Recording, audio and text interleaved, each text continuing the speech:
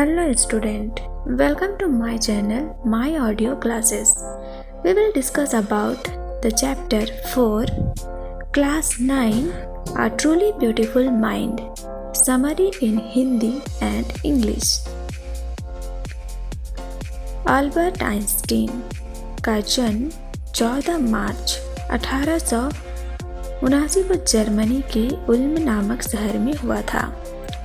वह एक सामान्य सा दिखाई पड़ने वाला बालक था।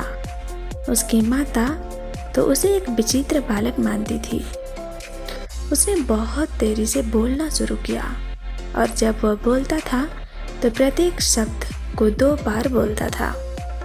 दूसरे बच्चे उसका मजाक उड़ाते थे, इसलिए वह अकेला ही खेलता रहता था। वह मैकेनिकल खिलौनों के साथ खेलना पसंद करता था। जब वह मात्र 15 वर्ष का था तो उसने वायलिन बजाना सीख लिया था। अल्बर्ट आइंस्टाइन को म्यूनिख में उच्च विद्यालय में भेजा गया। वह एक अच्छा विद्यार्थी था। वह सभी विषयों में अच्छे अंक प्राप्त करते थे, लेकिन उसे स्कूल का कठोर अनुशासन पसंद नहीं था। वह प्रायः अपने अध्यापकों के साथ झगड़ पड़ता था, इसलिए उसने हमेशा के लिए ही स्कूल को छोड़ दिया। लंबे वार्तालाप के पश्चात वह स्विट्जरलैंड में अपनी पढ़ाई को जारी रखने के लिए सहमत हो गया। गणित में तो वह बहुत विशिष्टता प्राप्त था तथा भौतिकी में भी उसकी बहुत रुचि थी। हाई स्कूल की परीक्षा पास करने के पश्चात उसने ज्यूरिख विश्वविद्यालय में प्रवेश ले लिया, जहां उसकी अपनी एक सहपाठी मिला जिसका नाम मेरिक था, जिसको उससे बहुत लगाव था। उसने उसमें एक साथी ढूंढा। वह एक युवा सर्बियाई युवती थी। वह बहुत ही बुद्धिमान थी। उन दोनों में प्यार हो गया और बाद में दोनों ने 1903 में शादी कर ली। अल्बर्ट ने सन 2019 में 21 वर्ष की आयु में स्नातक की उपाधि प्राप्त की। वह बेरोजगार थे। उसने एक सहायक शिक्षक की नौकरी कर ली। 1902 में उसे बर्न में एक पेटेंट कार्यालय में नौकरी मिल गई। उसका कार्य दूसरे लोगों के आविष्कारों का मूल्यांकन करने का था। वह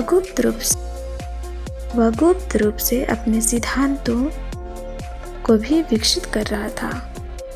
उसने सापेक्षता के विशेष सिद्धांत पर 1905 में अपना विख्यात पत्र प्रकाशित किया, जिसके अनुसार समय और दूरी अपने आप में स्वतंत्र नहीं है। आइंस्टाइन के जीवन का नया अध्याय विश्व में उसके उदय से प्राप्त प्रसिद्धि से खेल खाता है। 1915 में उसने सापेक्षता के सामान्य सिद्धांत का प्रकाशन किया, जिसने गुरुत्व बल की एक नई व्याख्या की। आइंस्टाइन ने सही गणना कर ली थी कि स्थिर सितारों से कितने समय में सूर्य गुरुत्व बल के कारण प्रकाश का अपवर्तन हो जाता है। 1921 में आइंस्टीन को भौतिकी के क्षेत्र में नोबेल पुरस्कार प्राप्त हुआ। उसे सारे विश्व में सम्मान और नियंत्रण पत्र प्राप्त हुआ और मीडिया के माध्यम से प्रसिद्ध हुआ। सन 1933 ईस्वी में जर्मनी में नाजीवादी पार्टी सत्ता में आई तो आइंस्टाइन जर्मनी छोड़कर अमेरिका चले गए। 5 वर्ष बाद जब जर्मनी ने नाभिकीय विखंडन किया तो अमेरिका के भौतिक शास्त्री परेशानी में आ गए। अपने एक सहकर्मी की सलाह पर आइंस्टाइन ने अमेरिका के राष्ट्रपति फ्रैंकलिन डी रूजवेल्ट को परमाणु बम के भारी खतरे के बारे में चेतावनी दे डाली।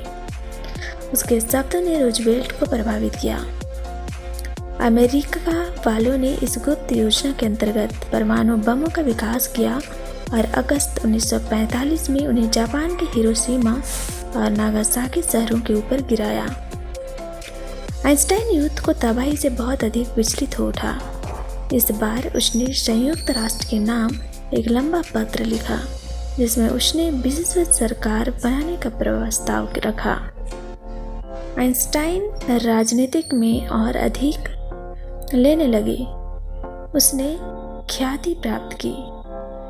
सन 1955 में 76 वर्ष की आयु में आइंस्टाइन की मृत्यु हुई तो लोगों ने उसे एक महान वैज्ञानिक के साथ साथ एक भविष्य दृष्टा तथा विश्व नागरिक के रूप में याद किया।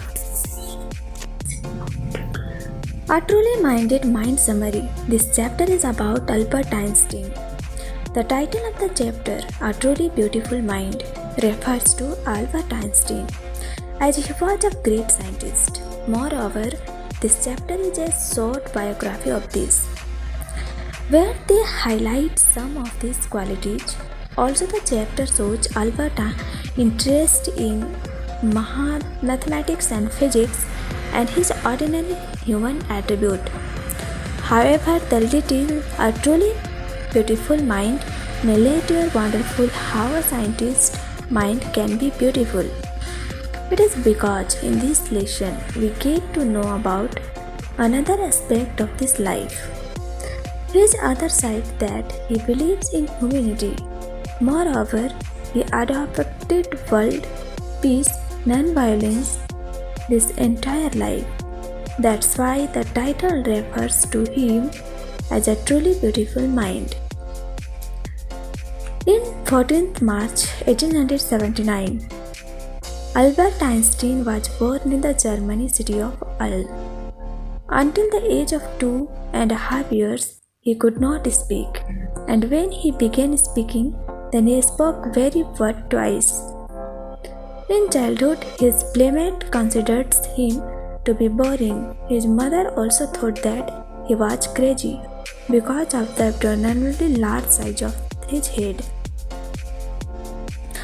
After completing his schooling, he gets admission in the University of Zurich because the atmosphere in the university was more liberal and they accept new ideas and concepts.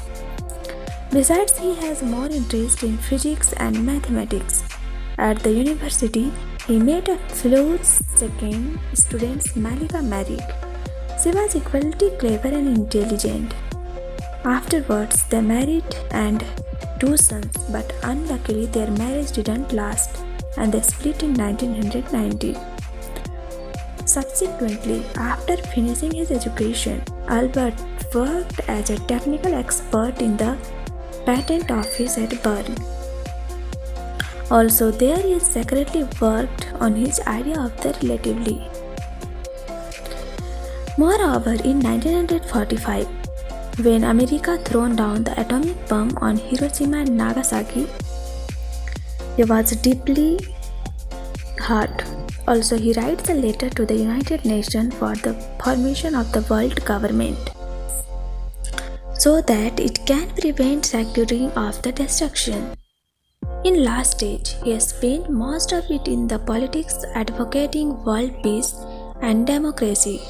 The great scientist died at the age of 76 in the year 1955.